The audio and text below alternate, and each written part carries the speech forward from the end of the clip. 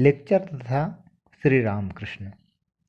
श्री रामकृष्ण, अप्रसन्न होकर तुम्हारे कोलकाते के आदमियों में यही एक धुन सवार है, सिर्फ लेक्चर देना और दूसरों को समझाना।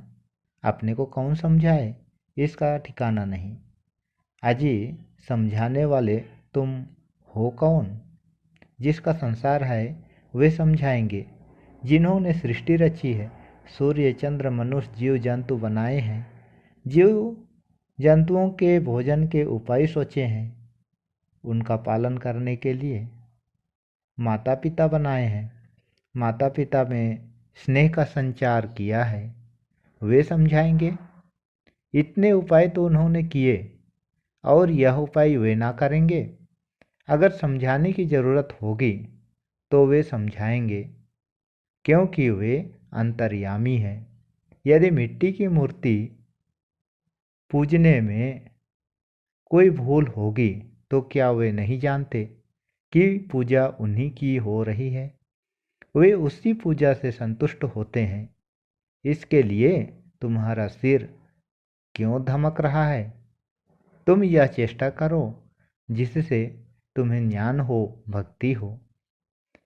अब शायद मास्टर का अहंकार बिल्कुल चूर्ण हो गया। वे सोचने लगे, ये जो कह रहे हैं वह ठीक ही तो है। मुझे दूसरों को समझाने की क्या ज़रूरत? क्या मैंने ईश्वर को जान लिया है, या मुझ में उनके प्रति विशुद्ध भक्ति उत्पन्न हुई है? स्वयं के सोने के लिए जगह नहीं है और लोगों को न्योता दे रहे हैं। स्वयं को कुछ ज्ञान नहीं, अनुभव नहीं, और दूसरों को समझाने चले हैं। वास्तव में कितनी लज्जा की बात है, कितनी हीन बुद्धि का काम है। क्या यह गणित, इतिहास या साहित्य है कि दूसरों को समझा दे?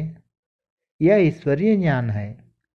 ये जो बातें कह रहे हैं वे कैसे हृदय को स्पर्श कर रही है।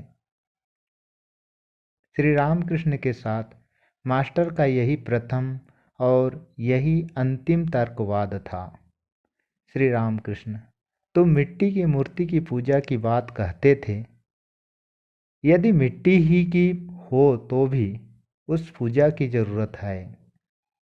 देखो, सब प्रकार की पूजाओं की योजना ईश्वर ने ही की है। जिनका यह संसार है उन्होंने ही यह सब किया है।